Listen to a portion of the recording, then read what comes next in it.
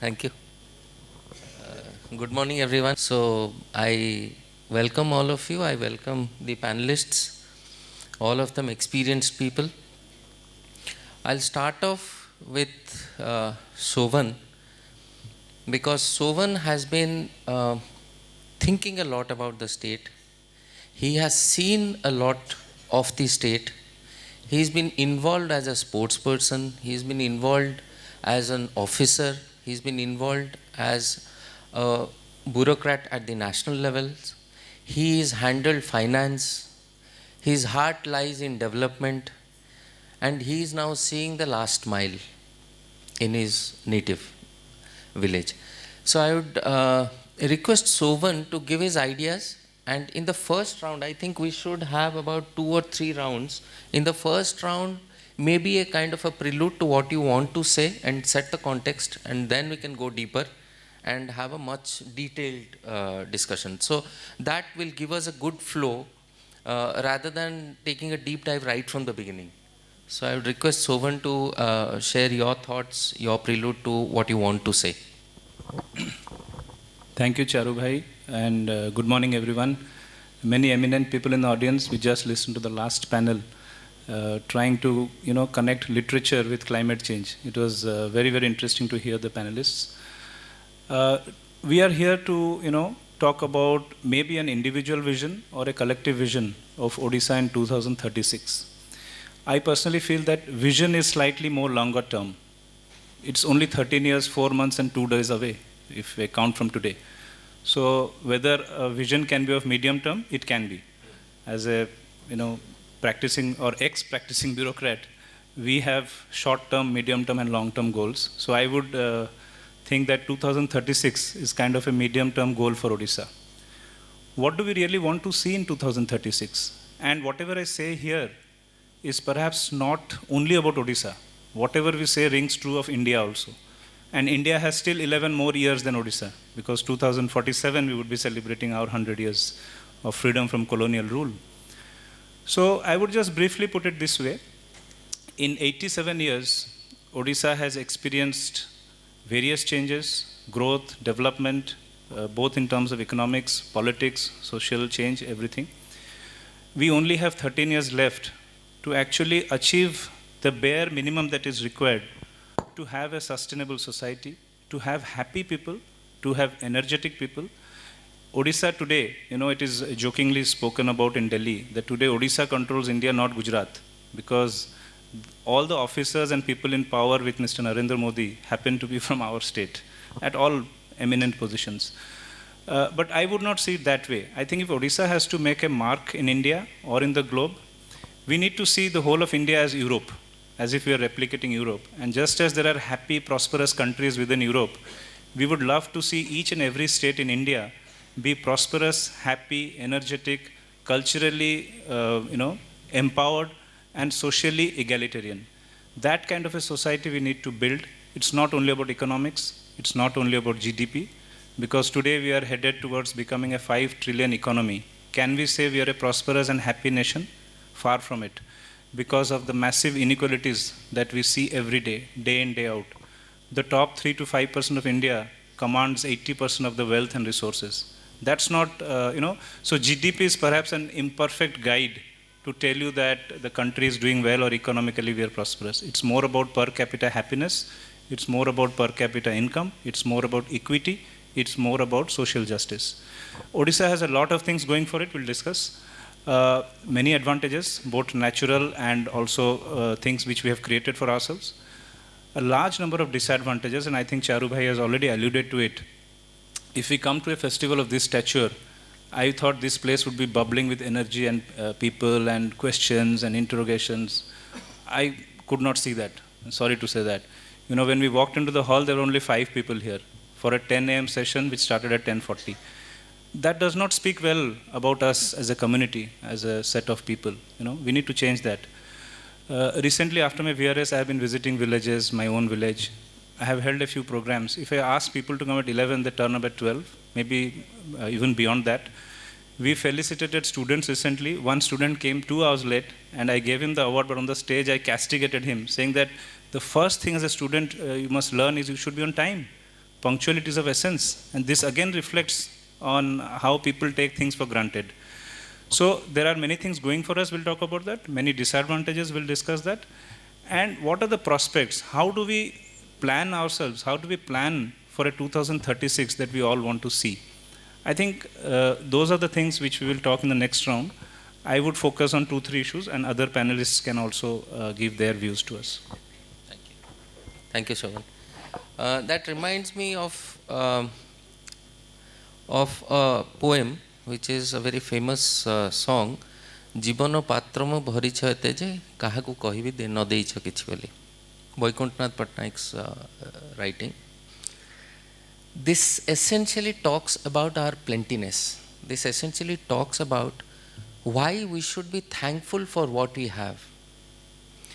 But by being thankful for what we have and being complacent at the same time, and being very happy that we have this, so we don't want anything or we don't have to strive for anything, also talks about a rental economy. And if we are today talking about GDP growth, if we are talking about wellness, if you are talking about materialistic well-being, this need not necessarily mean that we are doing well. And I completely agree with you, Sobhan, on that count. Another quick aspect is coming on time. I work in almost all the states of India and at the last mile. So poverty or poverty-related work not allowing people to come to a public event like this is not common. We assume that somebody has to go because he or she is a farmer and somebody has to go and they cannot come to this time. And I'm talking about Ga Panchayat meetings. I'm talking about SHG meetings. I've seen in many states they come on time, which means they give importance to an event, which means that they want to talk something meaningful or at least participate. Not everybody can be articulate. Samaste kohi paribeni, which is okay, but at least participation. Now, if we are saying that about in a population of about 4.7 crores in Odisha, 1.7 crores is in the age of 14 to 34, roughly. Where is the youth today? Where is the youth in Odisha Art and Literature Festival talking about Vision 2036? How can we have a vision about the state where 1/4 the state is so young and they are not participants? That's a very important thing to think about and do something about it. We might think about a lot of things and do something about it. So leaving at that, I'll now request Mr. Kerr to give his thoughts and ideas about, need not be always cynical or skeptical.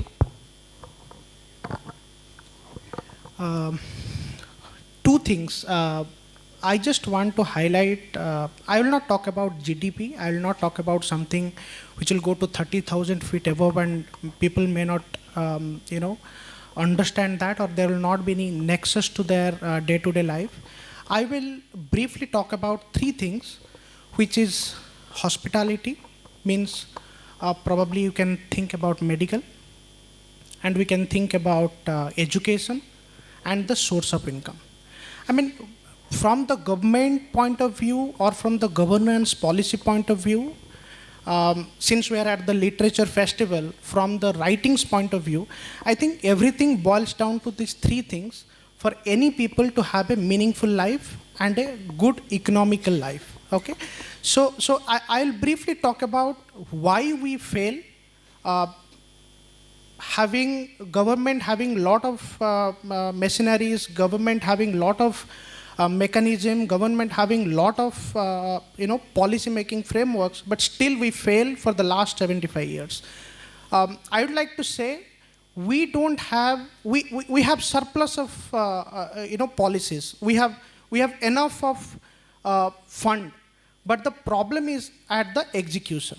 Okay, and why we fail? It's all because of the government policy level thing. I mean, why, especially for example, let's take an example of Odisha.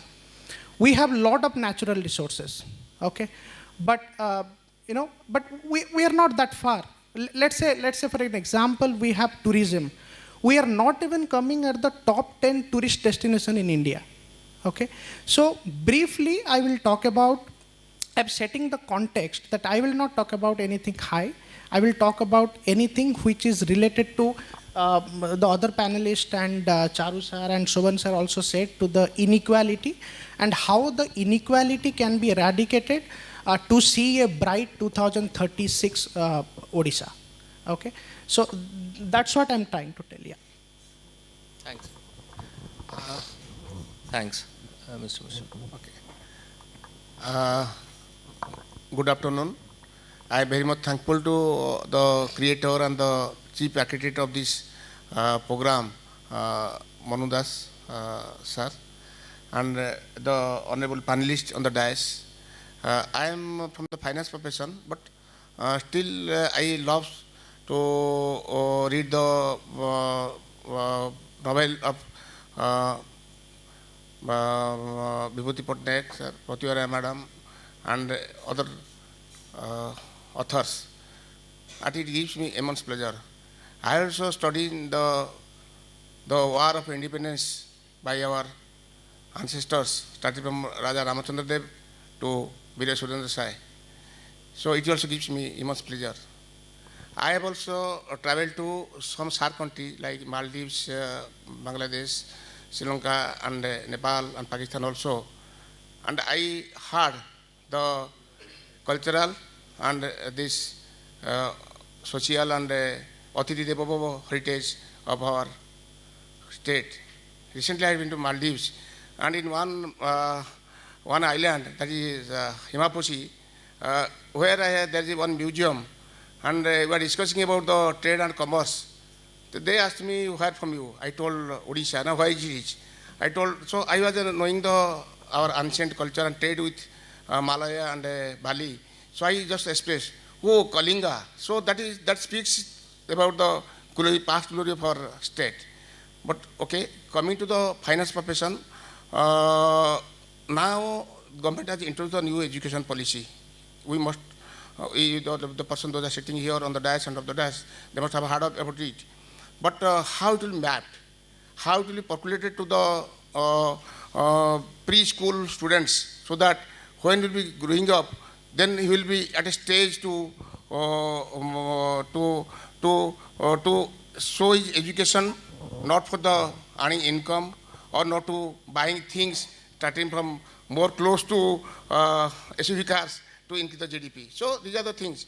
But one thing, sir, in finance earlier stage, what I am telling about my school days, at that time only we have seen the teachers, those are coming to the profession by choice, not by compulsion. But here, today, they are coming by compulsion, not by choice. That is the difference between the education. That shows the moral value of the education. And we have seen, we have also the same 8 hours in the school, now the same 8 hours in the school. But they are so heavy loaded with the syllabus and subjects, and to compete to secure 99.5%, 100%, and then securing, preparing for the IIT, but they are forgetting the moral values. That is most important. And when there is a lack of moral values, then ultimately there is no contribution, no sacrifice for the, maybe for the person, maybe for the country, maybe for the states, that will lack. So I mean to say, the awareness we are creating, it was also in the 1947, after that independence also we are creating awareness on road safety, women empowerment, conserve the forest, conserve the energy. We are only creating the awareness. What are the solution? Whether we have achieved the goals, though these are not related to my profession, but I want to say something on this education policy. It is backed by the vocational training programs. So if we thoroughly go to the education policy, definitely it is leading to something new innovation. Education there, education invention. What are the innovation? That the new education policy is talking about that. So I'll speak something on the industrial growth, the agricultural, and the next step for the economic growth of the state, And next, I will state something about the health education and new age finance innovation. So if the time permits, I will speak on this four. Thanks to Panigrahi sir Sure. for giving the time. Thank you so much. In fact, when we wanted to talk and share our thoughts, couple of thoughts came to our mind, and we were thinking about how to prioritize this. What is this vision, and why are we talking about vision in this kind of a setting? Majorly, my understanding in this is that unless we build ourselves inside, all this GDP, economic growth, two-digit economic growth, per capita income, how much money goes to whose account, would actually become futile, worthless, if we don't have our inner selves strong, inner selves actually in tandem, in sync with nature. And that's essentially, if you simplify this entire ESG, environment, social and governance, it essentially means that how are we kind of getting involved in what we are doing, and what is the internalization. So these might sound big, might sound a bit jargonized, but essentially what they mean is what has been included in COP27 draft paper also. This thing has come to that point. So what I wanted to say, Mr. Mahanti, is that we were there in your session. In the last 3 weeks, it's very important to share this. In the last 3 weeks, I have been to 3 major events. The first one was World Health Summit in Berlin. Second one was COP27, the COP27 which I attended.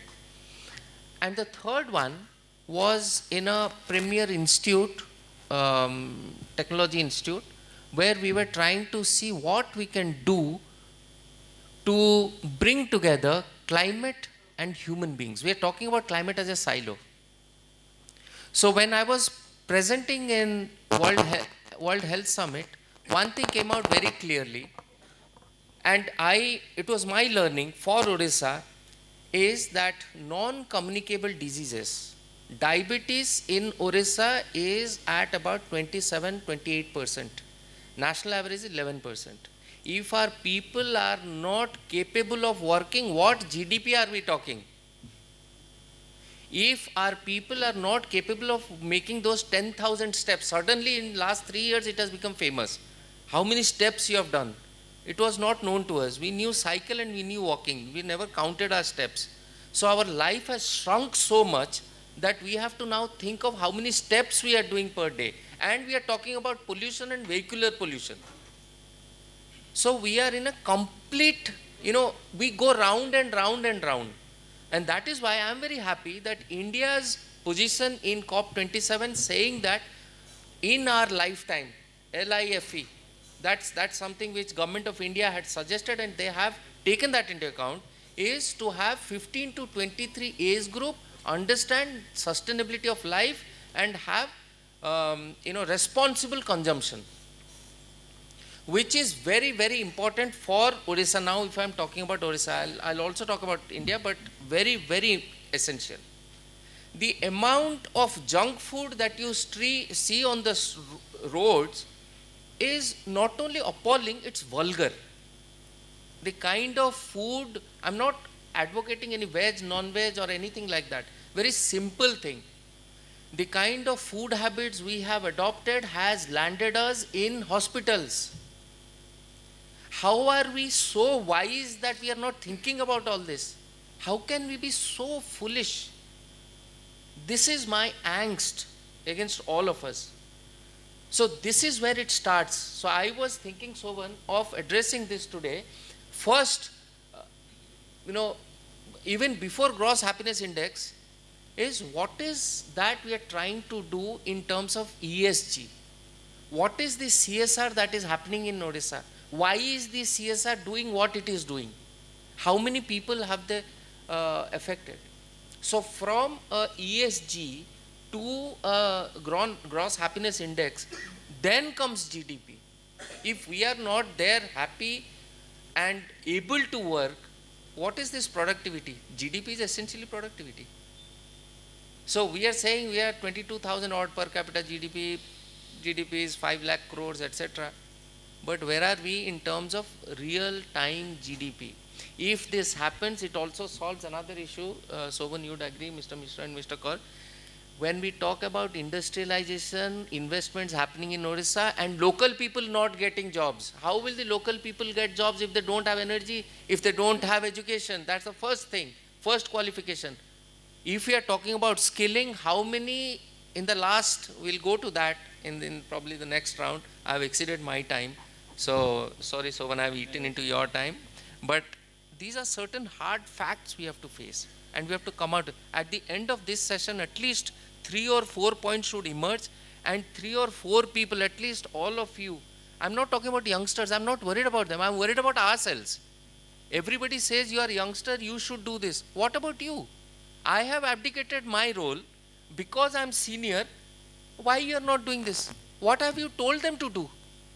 For everything, every dialogue, it's about youngsters. Why not about ourselves? Over to you, Sophie. No, so I'll leave the ESG and gross happiness index to you, Charubhai, because I think you can elaborate it better.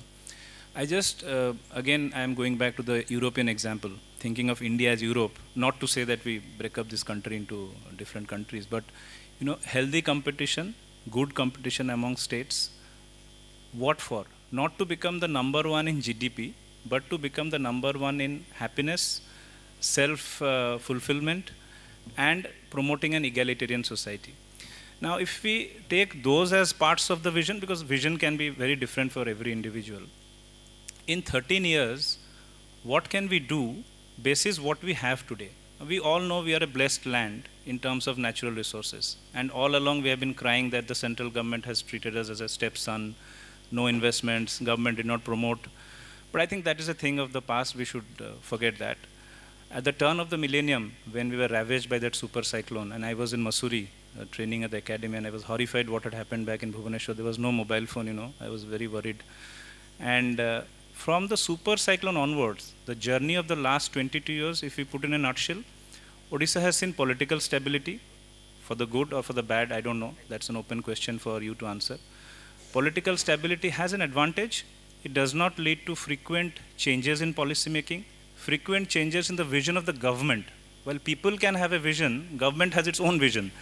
And if, howsoever inadequate that vision of the government might be, they are at least working towards that direction. We have been lucky also that resources at the hands of the government has grown up exponentially. I remember Odisha's budget size was 5,000 crore in 2000. Today I think it is 2 lakh crore or 1 lakh crore. Correct me if I'm wrong. 2 lakh crore, yeah. So we have adequate resources to spend wisely and spend well. The current government perhaps focuses other than poverty mitigation also on sports. We are slowly being recognized as the sports capital of the world, especially hockey. They're also in some manner perhaps promoting, you know, industrialization. Jagdeep Babu is an entrepreneur, he would know better. We all hear about these lakhs of crores of investments. I don't really see it. I don't know where it is, but hopefully it comes into this state. And most importantly, if it comes in, then what? If my children are not educated well, the quality of education has gone down abysmally. You know, my parents studied in Odia medium schools, Ravenshaw Collegiate School, Salabala College, wherever. My mother became an English professor, perhaps one of the finest teachers of her times. Today, even English medium schools cannot produce a good English teacher. It is unfortunate. And I'm not saying, I studied in English medium, perhaps I should not have, but that's how it has happened. But even studying in a vernacular medium school, if a good student does not get the expertise or the quality education which makes him employable, which makes him a sensitive citizen, which focuses him to do things which are his duties. We all harp about rights. What happened to all those fundamental duties enshrined in the Constitution? I don't see any, very few people actually being conscious of that aspect. Today, I believe an average Indian, not an Odia, an average Indian steps out of the home to come back in the evening happily smirking that I have cheated 3 people on the streets. Is that what we are living for? Where is morality? We all talk about morality. He says, I say, are we moral ourselves? That question I have to ask myself first before I talk to these youngsters. So I think we are in a state of flux. Again, not to put it negatively, but Atma Chintan. ନିଜେ ଯଦି ଭାବିବାନି ଆମ future ଭବିଷ୍ୟତଟା କ'ଣ ହେବ ଆଉ କାହାକୁ ଶୁଣିବା କାହାଠୁ ଶିଖିବା ହେଇପାରିବନି ନିଜେ ଭାବନ୍ତୁ spend 15 minutes every day think what you can contribute to this state before you expect the state to come and do everything for you. Governments can't do everything for you. They are an inefficient mechanism. There is corruption, there are leakages and many other things, you know. And so that's one part of it. But if I look at 2036, I think three things quickly which all of us must other than building a good work ethics and building our value system, morality, three things which the government and the civil society should together work upon. Education. Promote quality education. We are seeing a lot of changes happening in our schools, 5T and transformation, that's all fine. But only the hardware does not work, we need the software. And the software are the teachers. Today, unfortunately, there is a crisis there. Even if we want, we can't just hire people on the roads and make them teachers. So one idea I had was, I think this idea maybe Biju Patnaik had in the early 90s, I'm told. I had heard from my father, that why can't we have centralized education, like a teacher in this room records a session on, say, entrepreneurship or morality or English literature, maybe some great writer about his writings. And that is put up in all our schools. We have internet connectivity, we have the wherewithal to install, at least a television set or some kind of a screen in our village schools. These programs can be in Odia. I'm not also encouraging that do that in English. And broadcast is across the state. Let all Odia boys and girls listen to a great teacher sitting in Bhubaneswar and recording his program. This can be done every day for 2 hours in our schools. Instead of having a classroom with no teacher, one teacher running from this room to that room with midday meals being cooked. Midday meal is a fantastic thing. But the teacher is not supposed to cook and serve. When will he teach? The same teacher has to do election duty. You suspend him for the slightest of mistake. There is no time to teach. They can do every government thing, but in fact I wrote an article that we should create a reserve force who can do all these sundry tasks in the field. Like bureaucrats manage the governance, teachers should manage the education. All this electoral duty, revising the voter list and all that, census, everything should be, there should be a reserve pool, a huge army of people who may not be paid a very high salary but an assured monthly income, so that they're always available in that vicinity. Things like that. So education can go to the next stage if we have a centralized control where few brilliant teachers talk on subjects. Economics, as sir said, I'm also a student of economics, sir, and no economics exists without capitalism, I agree with you. So, these things can be done. Another thing, tourism. Odisha should be number one in tourism. We have fantastic places across the state, but we are missing on last mile connectivity. We have enough touts sitting all over the place and trying to loot the foreign tourists. I've seen it in my own eyes. All of you would have seen how they try to, make that extra buck, cheating people who come to our state. So Odisha can be, and I think Naveen Babu has time and again said that the catch line, the soul of India or the secret of India, all these are coined by the CM himself. That means he has a vision. His personal vision is there, but where is the government vision? I don't see it. So tourism should be promoted. Tourism has the capability to create huge employment in our rural areas, semi-urban areas, tertiary employment. All those things can be done, and Odisha will come onto the world map as a finest tourist destination in the globe. And the third thing could be maybe the infrastructure. We need to look at the physical infrastructure in the state. Odisha is not Bhubaneswar. Just go 20 kilometers out of Bhubaneswar, you see, roads are good. Maybe both center and state have collaborated. But look at rural housing. Every second day I get a call from Mahanga, where my village also lies, of house burning. Now, if we have this Indira Awas scheme, Pradhan Mantri Awas scheme, everything going for decades, why are people still in thatched houses? Who is identifying these beneficiaries? Why can't we have a drone running over a village and saying there are 30 thatched houses within 1 year or within 6 months we'll have pakka houses? That can be done. I'm surely the finances are available, the technology is available. It's just about willpower and political will, perhaps more than any other willpower. So my focus is 2036, let us aspire to reduce the inequality through interventions in education, tourism and infrastructure. Many more things can be done. We can talk about literature, we can talk about art. Odia language itself is in crisis, and I think I'm also one of the culprits, having studied in an English medium school, but I'm trying to brush up on my Odia, trying to read more, propagate the language, and all of you can do much better and much more than me. Picking on some of your points before I hand over the mic to you. One is the education system. So we have more private schools now than government schools. And going forward, the civil society's role, in fact, I have written it so many times, I'm vocal about it, that if there is any development that is happening, and I'll be happy to talk to you about this further, it's only by the government. You like it, you don't like it, good, bad, whatever, full of lacunae, loopholes, it's only by the government. You know why? Because the civil society is in a slumber. It's in a slumber. Bhubaneswar as a city has been destroyed. Forget about Raigada, Aska, Kesinga. The student leaders in Aska, Kesinga, Raigada college don't know what to do after graduation. You have all the access here in Bhubaneswar. They don't have. They only have a broadband connectivity. Do they know what to watch? Is there any mentoring there? Do we have the skills of the teachers? Let's be very honest and frank.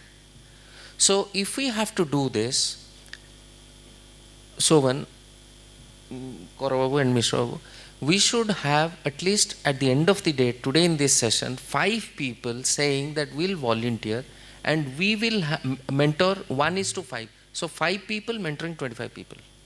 If that happens, if you have a kind of a MLM, like they have those marketing networks, if we have that, then there is, we can say that today spending 1 hour here on a visioning exercise gave us 2 or 3 action points. So I would urge all of you to please think about it, and by the end of the discussion, we'll definitely do that. And another thing about Odia art, entertainment, film, culture, and the creative economy. We have artists here, we have film artists here, we have singers here. If we just concluded, and in fact today it will be finishing, and in IFI I happened to be at the premiere of a Odia film, and behind me in the line, of course there were other guests also at IFI, and there was this lady who had come 100 kilometers at about 8 o'clock, 8:45 was the show, and she was standing behind me. So I was asking her, why did you, we just kind of started talking, and she was asking me about this, and I said, this is a Odia movie, and she is not Odia, she is from Goa. Why have you come? No, I want to know what is this movie all about? What is this language all about? How do you eat? How do you talk? What is your culture? So that actually gave me this idea of people can actually reach out to our culture if we reach out to them also. And we should know how to reach out to them. So next 5 minutes I bored her saying about Odia culture. But I kind of told her that you please come and see Odisha, Odia people for yourself. You come to the state and see it for yourself. So we can do. Now the time has come that we have to do. No cribbing and no cynicism will help. It has not helped for 75 years. It is not going to help anymore. And now if we don't do that, all the districts, as Sobhan mentioned, it's not about Cuttack, Bhubaneswar, Puri. It is about the rest of Odisha. Today Paradip wants to be a district. Berhampur wants to be a district. Why? Because of economic imperatives. If we have the resources, we will be allowed to manage the resources. We will be a development unit. Each district can be a development unit. Each collector needs to be strengthened. The collector needs to have 5 people to write his proposals to access government schemes. He doesn't have them, he or she. How can we blame? And he or she doesn't have the time to do all this, nor the efficiency in the office. So each collector's office should have a PMU. I mean, for whatever it's worth. I mean, we see PMUs working otherwise also, but at least you need to have access to proposals. Thank you, Mr. Mishra. Thank you, sir. To supplement Sobhan sir's some few words on education, you see, the 3 things are there. I had been to various mining areas because I was the business associate or consultant of some mining industry as a cost consultant. I had been to Bodville area or this Kaliapani area 20 years back. What I had seen those days, 1 month back also I had seen the same thing. 3 things: value of education, skilling youth and employability, with the ultimate end for one company. The same thing when I had been to this Banguru area, Banguru, I don't know mines, Banguru commodity mines, Kalyapani, and there are the mines of Impart and Phakar also. I also noticed the same thing. All these three things are lacking. They are providing schools and medical care facility, but school is vacant. Nobody is going to that school. I don't know what the. Then come to the youth. The same youth who was breaking this big lumpy chromite mines today by hammer. Today also he is also downsizing this chromite ore. Next is youth. Then is employability. How the employability come? The employability means the same person who was breaking the big ores, the same person is doing the same thing today also. I know the industries, those are exploring the ores from the Mother Earth. They are paying royalty, they are paying district mineral fund, they are paying certain money to the National Mineral Exploration Trust. Basically, National Mineral Exploration Trust will contribute something for the state. Royalty also state shares, but the district mineral fund is totally belongs to the concerned district where the exploration is taking place. Where this fund goes, why the planning? In that case, I can tell that we are responsible. Maybe the failure of the government, maybe the plan is failed, for which the fund is properly not utilized to bring the youth to the mainstream, to bring the children to the mainstream, so that they can increase their economic growth of the local area people. Let's come to the health.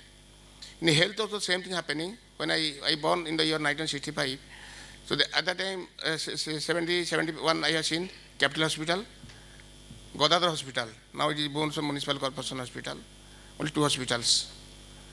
After that, when I came to Bhubaneswar in the year 1988, I saw, I think, Calling Hospital or some private hospital going up, and some private nursing homes.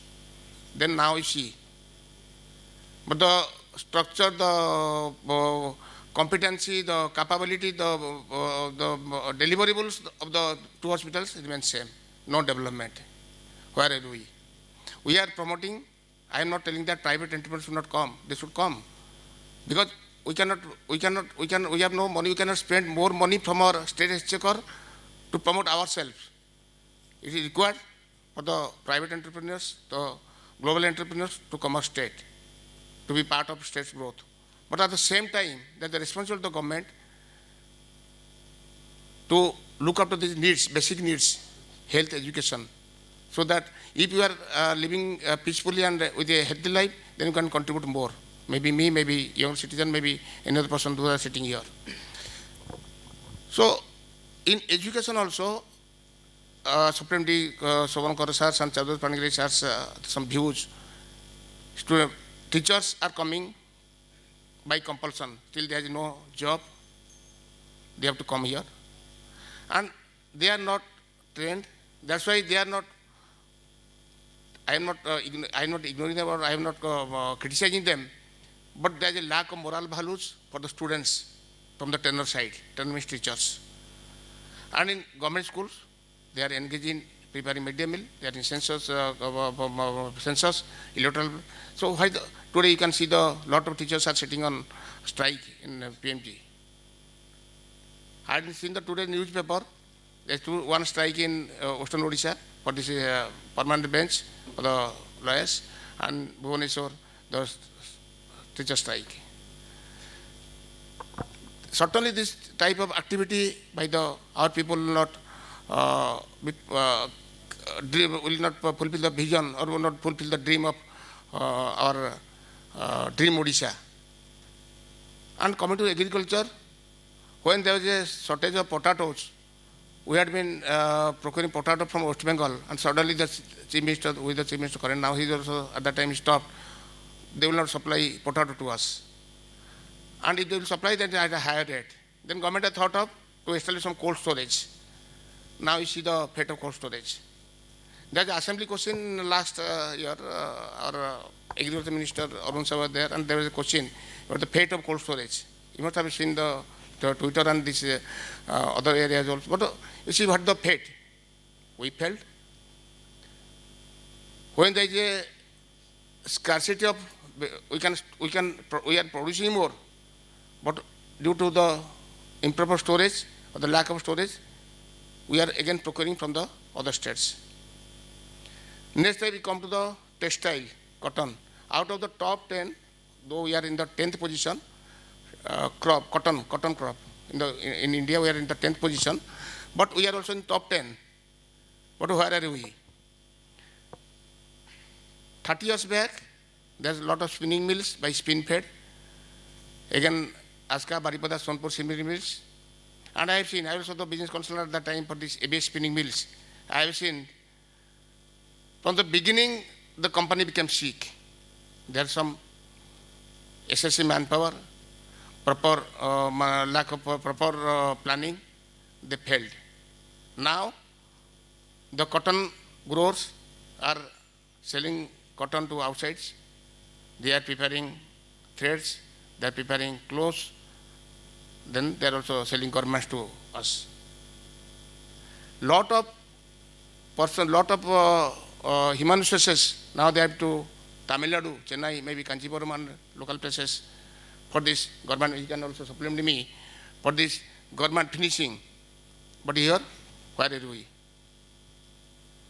So these are some things coming to my mind because out of my experience or maybe by association with a lot of industrial clients, this came to my mind, where we lack. So this is my thing. If I will get more time, then I can also tell something more. Thank you, Mr. Thank you. Thank you. We all talk about good education, right? I mean, I'll supplement to start with Sobhan sir. Do we really think that I'm not talking about the creamy layers of the society. I'm just talking about those they are poor and as he said that, Odisha is not about Bhubaneswar. Let's go to 40, let's say 40 kilometers, 50 kilometers down and considering the private sector education and considering the private sector healthcare, do we really think that Indians, especially Odisha people, are capable of affording to those things? This is a serious concern. Give it a thought. Okay. So again, going back to my when I said the tone of the topic, I was thinking to put forward three things. One is education, one is healthcare, and earning capacity. Okay. So as I said, we are not in a position of taking a good quality lifestyle considering the fiscal capacity of the poor people. Okay. So to my mind, I would like to see Odisha's 2036 as a vision that an independent Odisha where people will not run for mere job seeking ability. Okay. They will just be self-reliant. Okay. And I'll just talk about two things here, how it can be done, considering the resources that we have, considering the human capital we have, considering the funds that has been given to us, it is possible. Let me give you a very, very village example, and almost, I don't know how many of are here born in village. I'm a village guy. I studied in a vernacular language. I'm not an English medium guy. Okay. So, let me just come down to a very specific example. I was not born in 1970, but I read many books where it is said that, let me talk that in Odia. आगुर जेतेबेले लोक आम घर काम करिया आसुथिले सेमानंकु मूल्य जो माने मूल्य लागुथिले मूल्य लागिया बाबदरे तांकु गोटे गौणी धान दिया जाउथला with that one गौणी धान सेमाने तांका घर चलाउथिले right.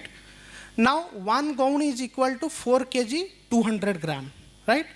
Now, 1 kg, 4 kg, 200 gram dhana, okay? Let me use many Odia words here so that many people can connect, is right now 540 rupees, okay? So, let me ask the question. We are talking about GDP, we are talking about 5 trillion economy, we are talking about good education, we are talking about many things at 30,000 feet above. Can a person taking 500 rupees per day live a quality life? Answer is definitely bold, italic, red color, no. It cannot be. Okay? So now coming back to my next thing. Now go and see the government structure and government mechanism into this. We all talk about MSP of rice. 1 quintal MSP is now trading at the government rate as 19,40. But you go to the black market, it is 1,400, right? So given this price, can a farmer live his life peacefully? Can a farmer give quality education? Can a farmer give quality, hospitality to their children? And we are talking about 5 trillion economy. We are talking about, thousands and millions of schemes, millions of white papers. We are talking many things, right? This is a simple example I'm trying to give you. We cannot do this. The way we are running, with the mindset that we have, our entire mindset starts from the family to a job seeker. We educate our people to the good educational society. We train them in such a way that they go and seek a job. That's all. That's the mindset. I'm sorry to say this. With this mindset, and remember, we are running into a vicious circle. What is that vicious circle? That if you have money, then only you can go and get a good education and good hospital, right? Good medical facility. If you don't have money, you cannot do that. Now this is a circle. So basically the person who has money, those they have money can only afford to this, and those they don't have money will continue not having that. And that is what is the inequality that Sobhan sir was talking. And I just gave that example so that you can connect to it. Now coming back to this, since I write articles in Sambad in Alternate Wednesday, I always write about these topics, especially blended with industry and commerce. So let me come down to my own topic, and I'll just give an example how this can be tapped without even spending a lot of money in 1,000 other various schemes. Point number 1. Now let's say you go to the bank. Our ex-banker is sitting here. And the bankers always look for a beautiful entrepreneur who can give them return, right? Can any banker go and find a proper farmer and give them loan? Why not? Because they know farmer cannot do that. They cannot repay with the interest. So what is the solution? Again, we are talking, our schemes are all for the creamy layers. All coat, suit, shirt, tie guys, they are the beneficiary of the things, and the poor people are continue to be poor. That's the essence of the story and the essence of the government mechanism for the last 75 years. Okay. Now again, what I want to see, if I were given opportunity, exactly. So my vision of the 2036 Odisha to be self-reliant and how it can be. Let's say we always, I wrote one article 3 months back about cold storage. Okay. In there I told, tomatoes, they're just throwing the tomatoes because we don't have, market rate. The demand and supply is not matching. So instead of selling at 1 rupee, they're just throwing it. Can the government not think about a proper food processing unit? Why it is not happening? We are thinking about plastic park at Paradip. We are thinking about many things. We are not even thinking about how to make these agriculture activists, probably, let me tell in a crude way, think about the farmers. Why can't farmers afford these best qualities in the world? And we are talking about India is an agriculture-based economy, but we are not even talking about economy. We are not even talking about the wellness of the farmers. So the day bankers would go and search for a proper farmer, I would rather coin the word farmer who is a capitalist. The day bankers and the policymakers should go and seek these guys, that day I will think we are better persons, we are better world. Until then, I will never accept very personally, I generally critically analyze all government schemes which is which has a good nexus to me. So I don't find them very appealing. I'm always critic about it in the Sambad newspaper always. I'm always critic about it because I don't find my farmers, those they are 70% of this economy, they are not prospering. So my vision would be that. That is point number one. Point number two, how the farmer, the moment you uplift the farmers, automatically all the schemes will stop. Believe me. All the scheme will stop. The schemes are running because the farmers are not being empowered. That's the point. Second thing, what I'm trying to say, so basically, I'll quickly conclude this. So one is pre-farming session. Next is the farming session. Coming back to the example of our own Odisha, are we properly irrigated? Whether the farming sanitations are proper, it is not. Take the statistics of the government of Odisha, take the statistics of government of India, it is not.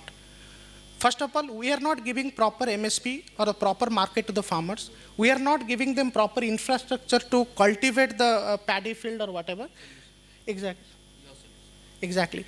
So my solution to this is basically instead of spending money in many other things, we should invest money, we should do the betterment of the infrastructure of the farmers, and we should inculcate the habit from the family to the governance of self-reliant and the entrepreneur-based economy. Obviously, service-based economy has to be there, but definitely, otherwise, how will the people work? But instead of going behind the service, we should all think about entrepreneurship, and the entrepreneurship, I would think that should be farmer-based or agriculture-based economy. Economy. So with this, I would just try to conclude. Thanks, Mr. Gaur. It was a lengthy session, but it was worth it. I didn't want to stop the flow in between. So at the end of this session, we've come to the end. In one sentence, what's the vision? Vision is that Odisha should be a land which nurtures and is with nature. Nature and nurture are the two critical things which I could, kind of synthesize from here, from the discussions we have had. And how do we do that? How do we strike the balance? This is a wish list. He spoke so passionately about farming. He spoke about entrepreneurship. We spoke about youth, the development of the characters. I would like to end this session with a very nice saying which is very pertinent. The law of harvest. The law of harvest says that you reap more than you sow. So when you sow a habit, you reap an act. And when you sow an act, you reap a character. And when you sow a character, you reap a destiny. So this is a very, very important, pertinent 2-3 lines for the present state of Odisha, because we are talking about Odisha vision. Odisha vision can't be encompassed in about 45 minutes or 1 hour of discussion, but at least we can trigger that thought and have some people, as I had mentioned earlier, to come forward and to say that we are going to champion this.